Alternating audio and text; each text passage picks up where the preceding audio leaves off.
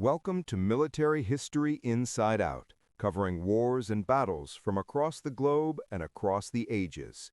Today's episode is a dramatized performance based on a historic battle. Warning. This episode contains descriptions of violence and expressions of bigotry which may be disturbing.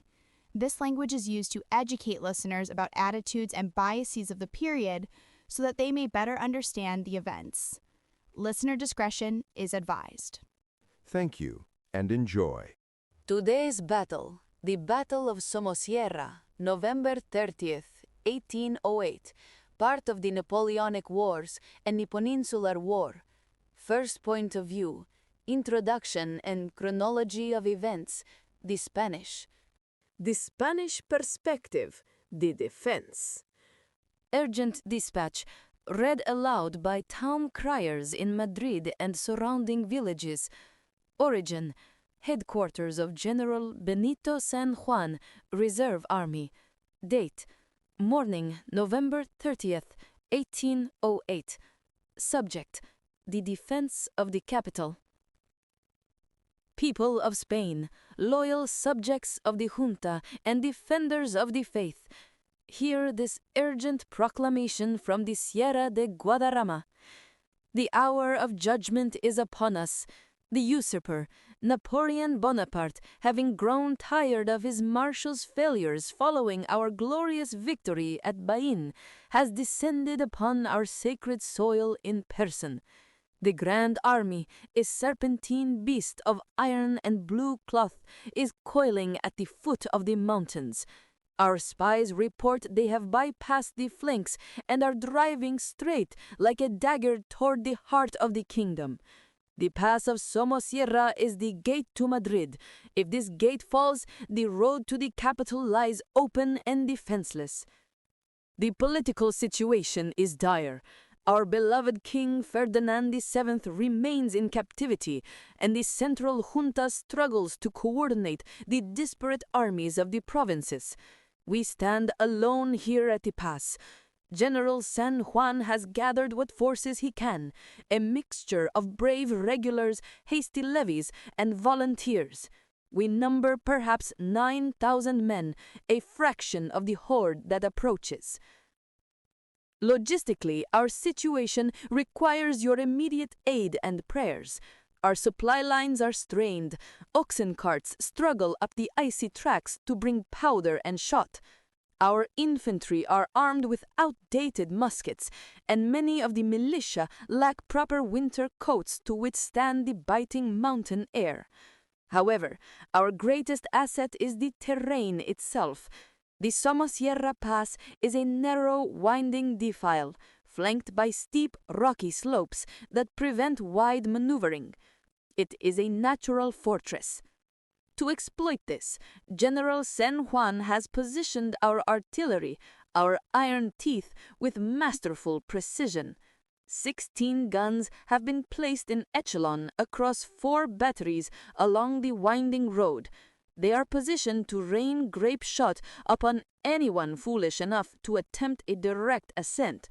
The road is too narrow for the French to bring their full numbers to bear. They must come at us in a column where our cannons can tear them apart file by file.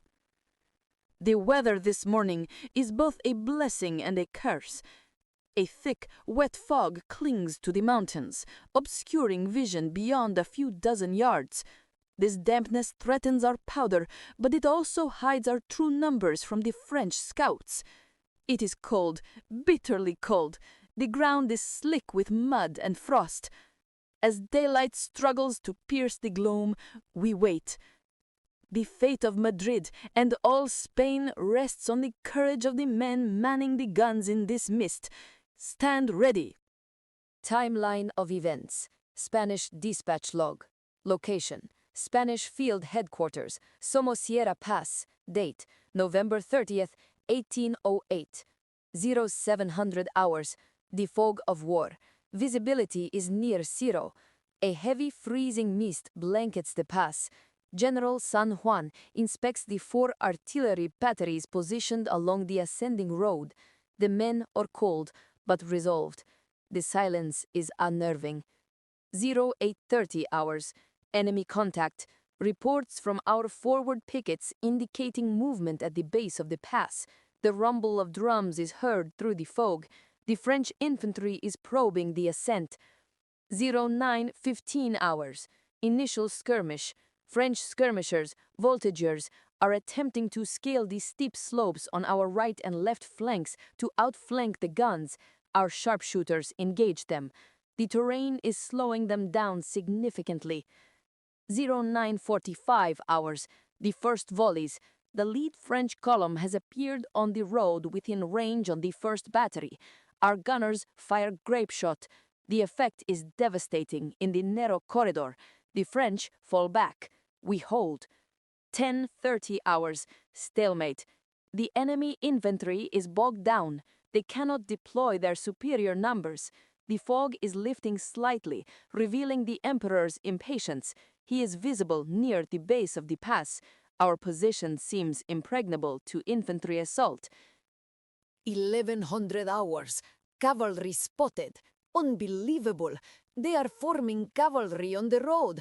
It appears to be the Polish light horse. Are they mad? They intend to charge uphill directly into the mouths of our cannons? 1110 hours. The charge begins. They are charging. A squadron of horsemen is galloping up the causeway. Our musketeers on the flanks are firing, but the horsemen are moving with suicidal speed. 1115 hours. The fall of the first battery. Disaster. The smoke from our own guns blinded the aim. The Poles have cut through the grape shot and sabred the gunners at the first battery. They are not stopping. They are riding for the second. 1120 hours. The domino effect. The second battery has been overrun. The speed of the assault has paralyzed our infantry support. Panic is beginning to spread among the militia. The Poles are taking heavy casualties, but they continue upward. 1125 hours. The summit breached. The third and fourth batteries are silenced. The surviving horsemen have reached the summit. French infantry is now swarming up the road behind them, unimpeded by cannon fire. 1145 hours. The collapse. General San Juan is attempting to rally the reserve battalions at the summit, but the sight of the French cavalry appearing from the fog has shattered morale. The line has broken. It is a rout. 1230 hours. Retreat to Segovia. The army is dissolving. Units are fleeing in disorder towards Segovia. The road to Madrid is lost. Save yourselves. Second point of view, the combined French, Polish, and Bonapartist Spain. The French perspective, the attack. Imperial Bulletin, read to the troops of the Grand Army. Origin, Imperial Headquarters, Butrago. Date, morning, November 30th, 1808. Subject, the opening of the gates to Madrid.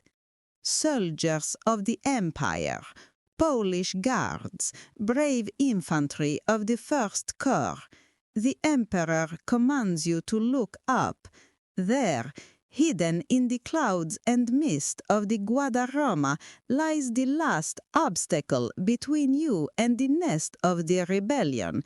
The Spanish insurgents, led by monks and misguided generals, have blocked the pass of Somosierra. They believe that mountains and rocks can stop the soldiers who conquered Austerlitz and Jena. They are mistaken. The political situation is clear. We are here to restore order and install King Joseph Bonaparte, bringing the enlightenment of the civil code to this backward, superstitious land. The Spanish Army of the Reserve stands in our way, a ragtag collection of peasants and remnants of beaten regiments. They have no discipline, only desperation. Our logistical might is superior, yet we must be swift. The country is hostile, and foraging is difficult. We cannot afford a siege or a delay. We must dine in Madrid. Our weapons, the finest Charleville muskets and Griboval cannons, are maintained in perfect order, unlike the rusted iron of the enemy. However, the terrain dictates the battle today. The road is a steep serpentine trek rising hundreds of meters. It is too narrow for our cavalry to deploy in line, and the slopes are too steep for rapid infantry maneuvering. The enemy has blocked this defile with artillery, aiming to turn the road into a slaughterhouse. The weather is foul. A dense fog obscures the Spanish positions. This is to our advantage. They cannot see the immensity of the force arrayed against them. The Emperor is with us. He demands the pass be taken immediately. He does not recognize the word impossible. We have the Polish light horse of the Guard with us today, men of iron will and unmatched horsemanship. They sit their mounts, lances and sabers ready, awaiting the Emperor's gesture. The infantry of General Ruffin will clear the slopes, but it will be speed and shock that carry the day. The mist is cold, but the blood of the Empire runs hot. Prepare to advance.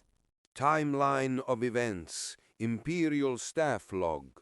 Location, French advanced position, foot of Somosierra.